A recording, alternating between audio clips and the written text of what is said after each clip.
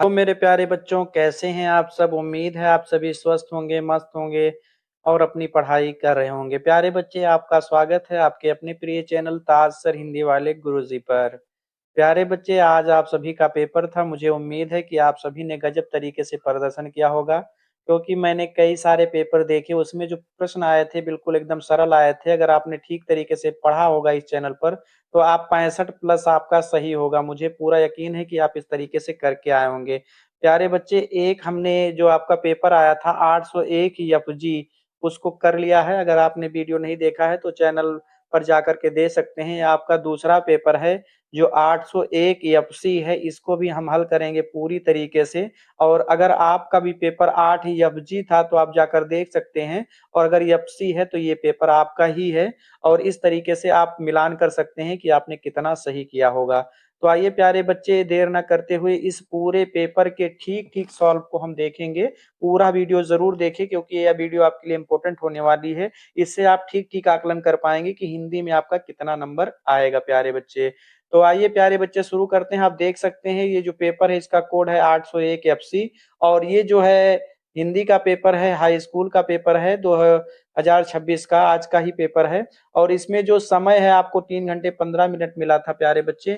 और इससे सामान्य निर्देश कुछ दिए हुए हैं, इसमें आप देख सकते हैं। जैसे 15 मिनट प्रश्न पत्र को पढ़ने के लिए निर्धारित है, सभी प्रश्न करने अनिवार्य हैं। यह प्रश्न पत्र 2 खंडों में खंड आ और खंड बा में विभाजित है।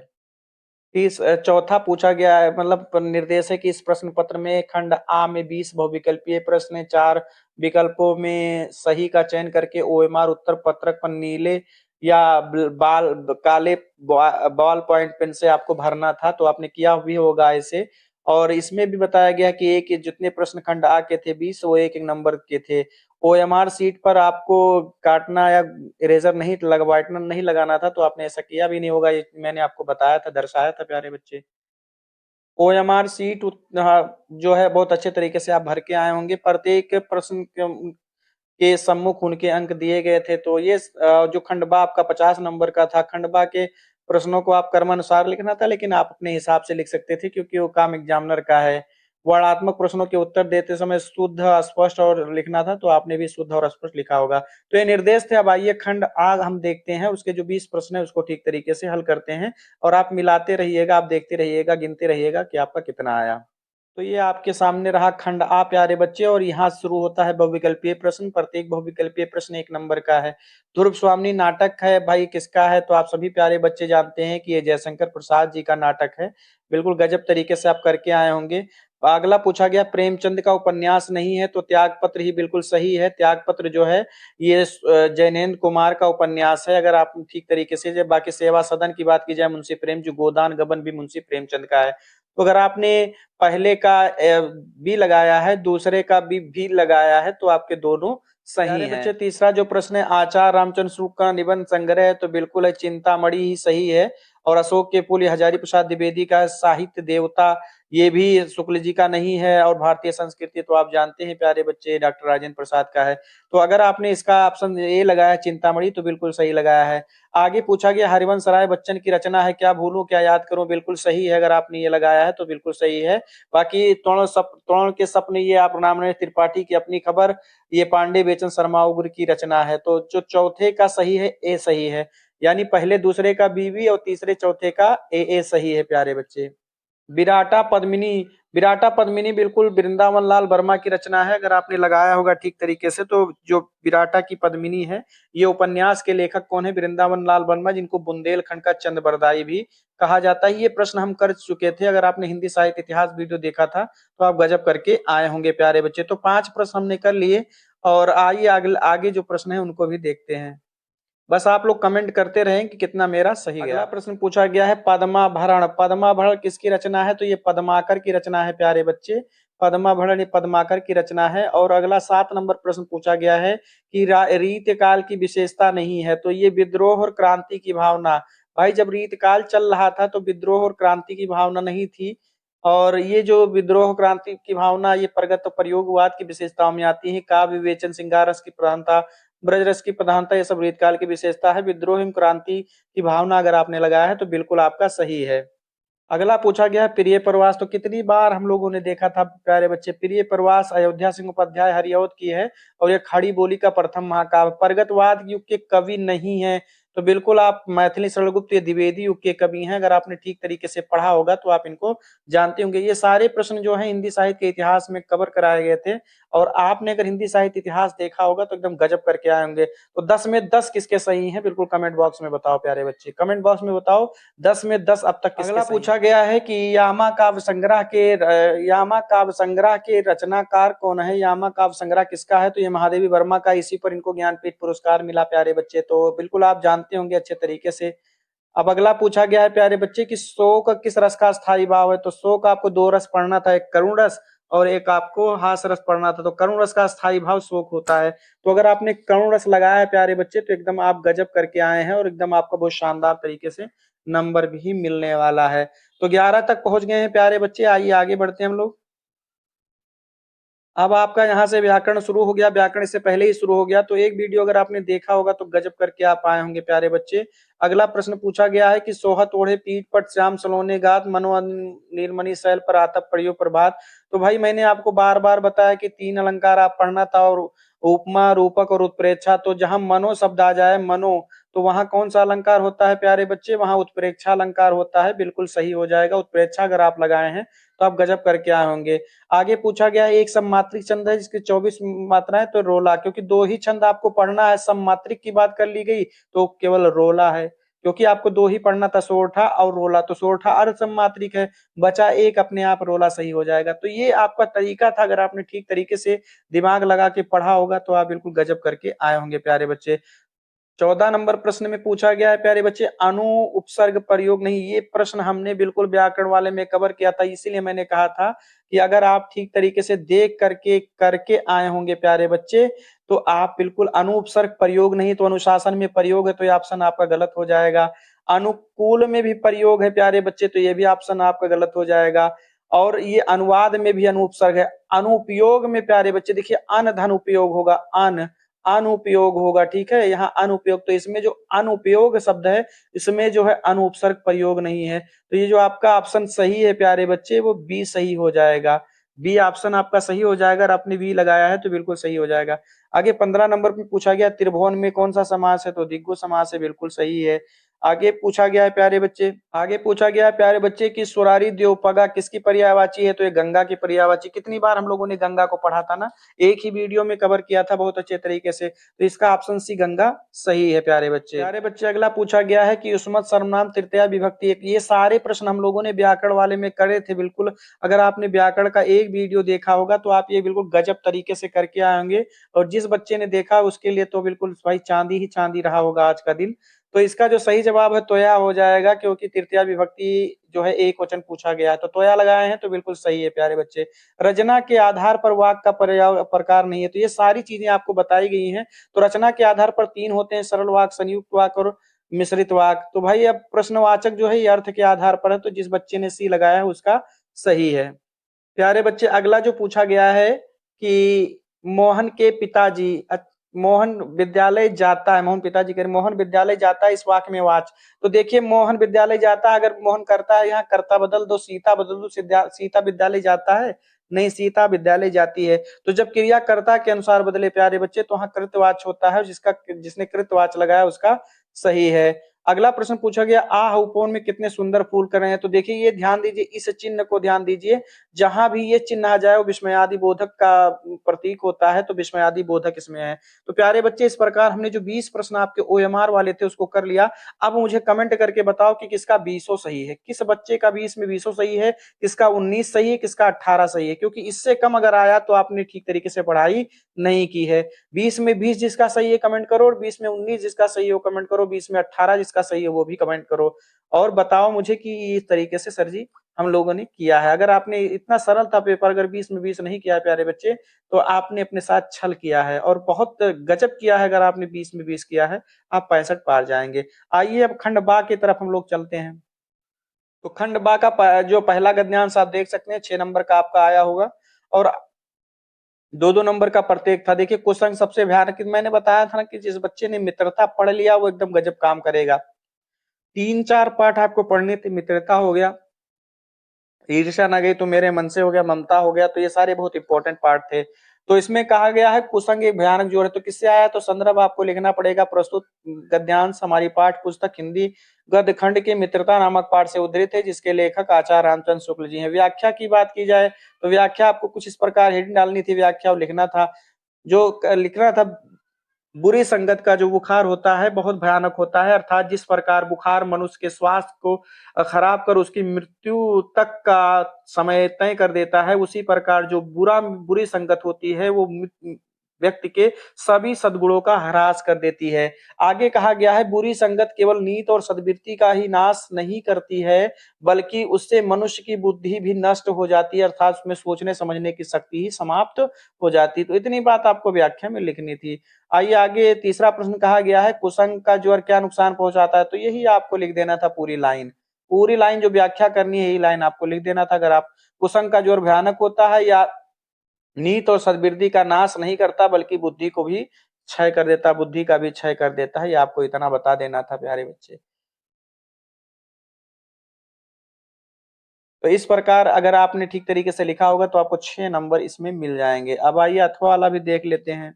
अथवा वाला प्यारे बच्चे देखिए, ईर्ष्या से बचने का मैंने बताया ना, ईर्ष्या जो चैप्टर आपका था, ईर्ष्या तू ना गई मेरे मन से, मैंने पढ़ाया भी था और बहुत चिल्ला चिल्ला कर बताया था कि बेटा इसको पढ़ लेना।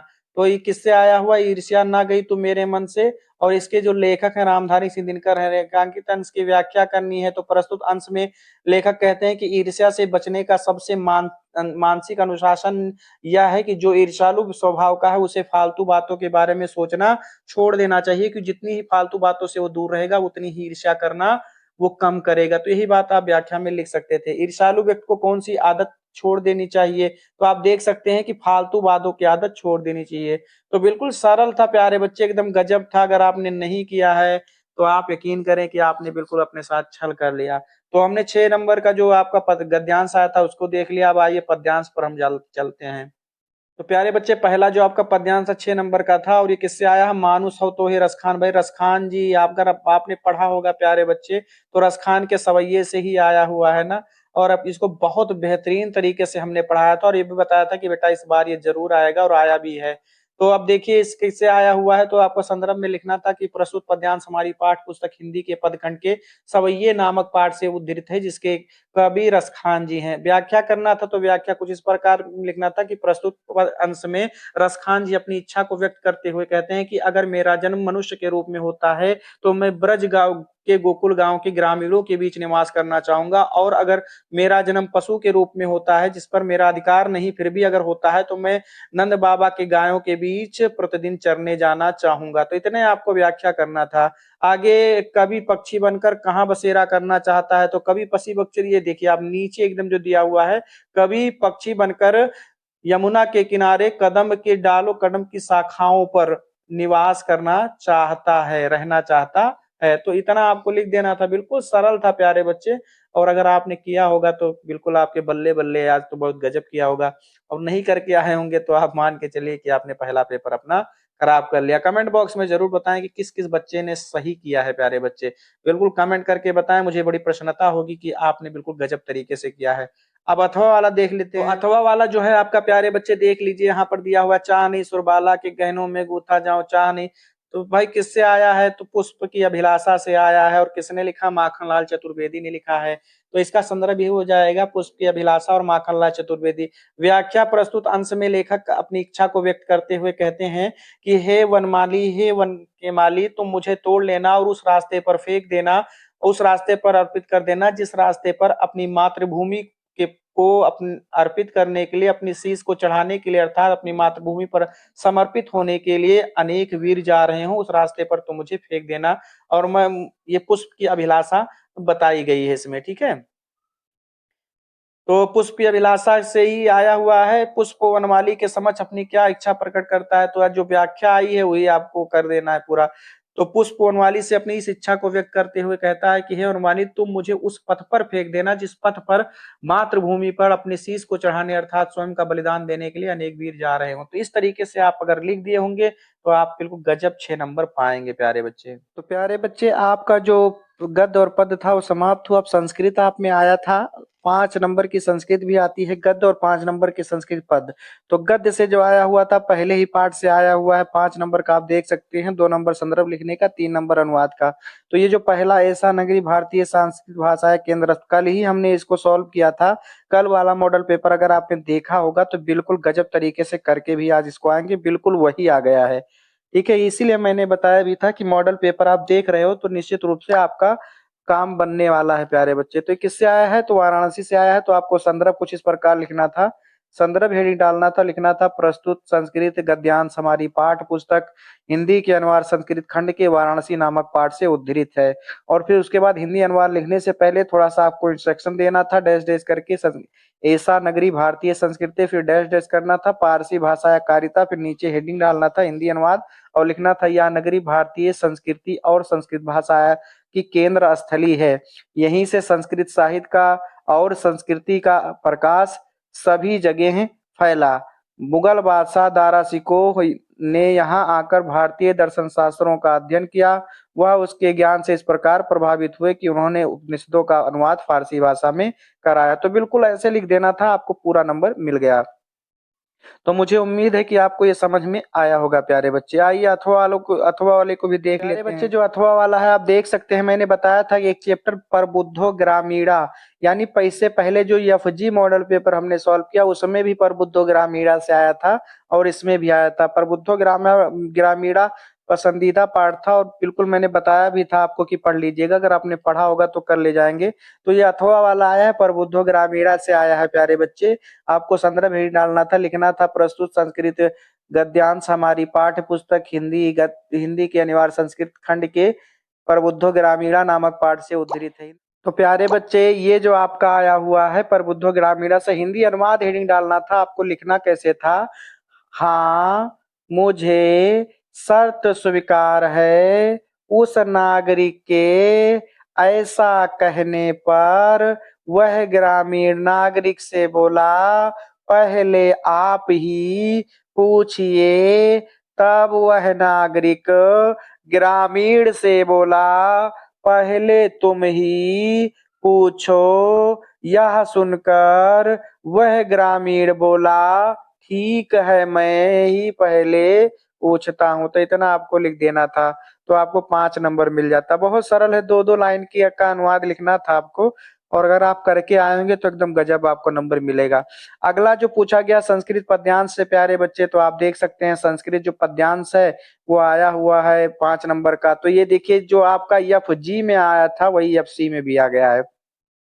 तो ये किससे आया? बीरा बीरेण पूज्यते से आया है प्यारे बच्चे। और ये आपके लिए महत्वपूर्ण पार्ट था बीरा बीरेण पूज्यते। तो आपको संदर्भ लिखना था, संदर्भ हेडिंग डालना था, डैश करके लिखना था प्रस्तुत संस्कृत पद्यांश हमारी पाठ पुस्तक हिंदी के अनिवार्य संस्कृत खंड के बीरा बीरेण नामक बीरा बीरेण पूज्यते नामक पाठ से उद्धृत है। और फिर उसके बाद आपको हिंदी अनुवाद लिखना था। हिंदी अनुवाद में लिखना था कि पुरुराज यवनराज से कहते हैं कि हे यवनराज, चाहे बंधन में हो अथवा मृत्यु हो जाए, चाहे विजय हो अथवा पराजय हो, दोनों स्थितियों में वीर समान होता है, क्योंकि वीर के भाव ही वीरता होते हैं। व्यक्ति शरीर से वीर नहीं बल्कि अपने भाव से वीर होता है। तो आपको इतना लिख देना था, अगर आपने लिखा होगा तो नंबर मिलेगा। अगला जो आया है प्यारे बच्चे वो आपका आया है, मैंने चैप्टर का नाम बताया था आपको जीवन सूत्राणी, तो उसी से आया हुआ है प्यारे बच्चे। यक्ष के प्रश्नों का जवाब देते हैं युधिष्ठिर और कहते हैं, जब वो पूछता है कि किम प्रवासतो मित्रम किम मित्रम गृहे सता, तो ये यहाँ पर यही जवाब देते हैं। तो ये आपका आया हुआ है। तो आपको संदर्भ में लिखना था प्रस्तुत संस्कृत पद्यांश हमारी पाठ पुस्तक हिंदी की अनिवार्य संस्कृत खंड के जीवन सूत्राणी नामक पाठ से उद्धृत है। ठीक है, जीवन सूत्राणी नामक पाठ से उद्धृत है। और उसके बाद हिंदी अनुवाद में आपको लिखना था,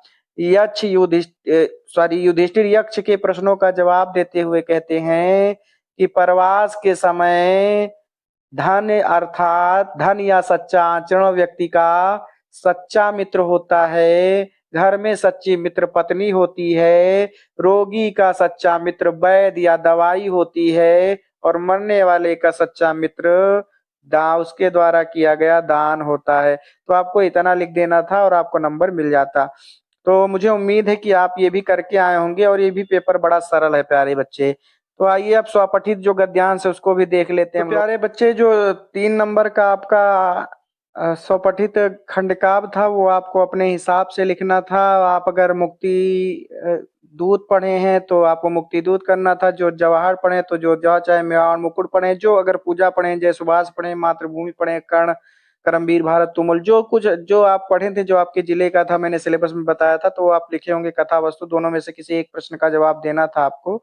तो आपको 3 नंबर मिल गया होगा। आइए आगे बढ़ते हैं प्यारे बच्चे। तो आगे आपका 6 नंबर जो प्रश्न था वो आपका जीवन परिचय लिखना था। तो जीवन परिचय के बारे में मैंने आपको बताया ही था प्यारे बच्चे, एक वीडियो डाला था जिसमें 8 जीवन परिचय हमने कवर किए थे, और वो 8 जीवन परिचय अगर आपने पढ़ा होगा तो 10 नंबर आपका कहीं जाने वाला नहीं। हमने गद्य में आचार्य रामचंद्र शुक्ल, जयशंकर प्रसाद, रामधारी सिंह दिनकर, डॉक्टर राजेंद्र प्रसाद को कवर किया था। तो आप देख लीजिए, लेखक में रामचंद्र शुक्ल भी हैं, डॉक्टर राजेंद्र प्रसाद भी हैं, रामधारी सिंह दिनकर भी हैं। यानी जो 4 जीवन परिचय हमने गद्य में बताया था उसमें 3 आपके पेपर में है। अब इसमें जो सबसे आपको शानदार पता रहा होगा, हमने लिखने का तरीका भी बताया था, जिस बच्चे ने उसको लिखा होगा उस तरीके से लिखा होगा, 5 नंबर उसका फिक्स मान के चले, वो जोड़ ले। अगर उसने चार्ट भी बनाया, अगर आपने चार्ट भी बनाया प्लस लिखा भी है, तो 5 नंबर कहीं जाने वाला नहीं है। इसी प्रकार आप देख सकते हैं कि जो पद्यांश है इसमें भी मैंने सूरदास, तुलसीदास और उसके बाद सुमित्रा नंदन पंत महादेवी वर्मा को बताया था, तो इसमें सूरदास पहले ही ऑप्शन में आ गए हैं।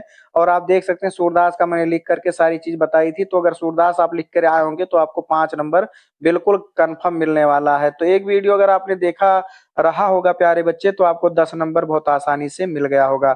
आइए अगले प्रश्न पे चलते हैं प्यारे बच्चे। अगला जो आपका प्रश्न था प्यारे बच्चे, आपको श्लोक लिखना था।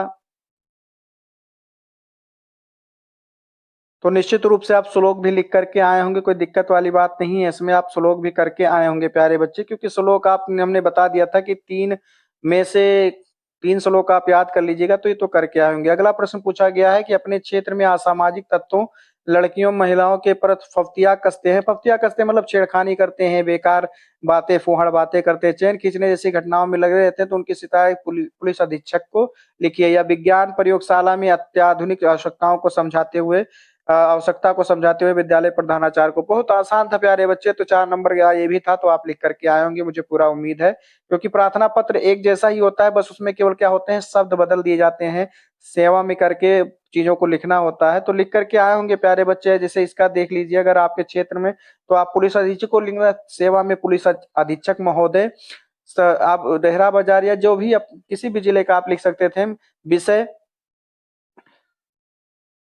विषय आप लिख सकते हैं कि असामाजिक तत्वों के द्वारा छेड़खानी के लिए शिकायत पत्र या प्रार्थना पत्र, शिकायत पत्र। तो आप लिख देना था, महोदय निवेदन है कि मेरे गांव समाज में कुछ असामाजिक तत्व हैं जो निरंतर लड़कियों और महिलाओं के साथ अभद्र भाषा का प्रयोग करते हैं, जिससे लड़कियों और महिलाओं का रास्ता चलना कठिन हो गया है। आपसे निवेदन है कि ऐसे असामाजिक तत्वों के खिलाफ कठोर से कठोर कार्रवाई करिए और हम लोगों का जीवन सहज बनाइए। बस इतना आपको लिख देना था, तो आपको नंबर मिल जाता। भौतिक करके आप नीचे लिख सकते थे। प्रयोगशाला वाला भी इस तरीके से आप लिख सकते थे। तो आपने लिखा भी होगा प्यारे बच्चे, मुझे उम्मीद है गजब तरीके से करके आए होंगे। अगला जो प्रश्न आप था, निम्नलिखित में से कि किसी 2 संस्कृत प्रश्नों के उत्तर दीजिए, तो इसको भी आप करके आए होंगे। भारतीय संस्कृति के साम संगम मतलब विभिन्न मता अवलंबिना आपको केवल भरना था। वाराणसी कस्या नद्य कुले, तो गंगाया यहाँ पर भरना था। 2 ही प्रश्न आपको करने थे प्यारे बच्चे। पुरा राजा केवन सन युद्धम अक्रोत, तो यवन राजा लिखना था। ठीक है, तो आप देखिए प्यारे बच्चे, अगर आपने ठीक तरीके से पढ़ा समझा होगा संस्कृत को, तो आप 14 नंबर जो संस्कृत का आने वाला था आप करके आए होंगे। आइए अगला जो आपका लास्ट है उसको भी देख लेते हैं। तो प्यारे बच्चे, अगला जो आपका 7 नंबर का जो आपका निबंध आने वाला था, वो मैंने आपको बताया था कि पर्यावरण प्यारे बच्चे पढ़ लेना। अब आप देख लीजिए, जल ही जीवन है, ये भी आया हुआ है। जीवन में कंप्यूटर भी हमने बताया था, जनसंख्या वृद्धि भी हमने बताया था आपको, और ये सबसे महत्वपूर्ण प्रदूषण समस्या और समाधान। तो बहुत दोनों किसी पे भी लिख सकते थे, निश्चित रूप से आप बहुत ही शानदार तरीके से लिख सकते थे किसी पे भी, लेकिन मेरे हिसाब से जो पर्यावरण प्रदूषण है ये बहुत आसान टॉपिक था, तो इस पे आप लिखे होंगे। आप बताइए कि आपने किस पर लिखा है। तो इस प्रकार प्यारे बच्चे ये आपका जो पेपर था वो मैंने पूरा सॉल्व बता दिया है। अब आप कमेंट बॉक्स में बताइए कि आपका कितना आया, 67 आया, 68 आया, 69 आया, 70 आया, 60 आया, 55 आया, कितना आया कमेंट बॉक्स में आप ईमानदारी से बताइए कमेंट बॉक्स में कि आपका कितना आया है।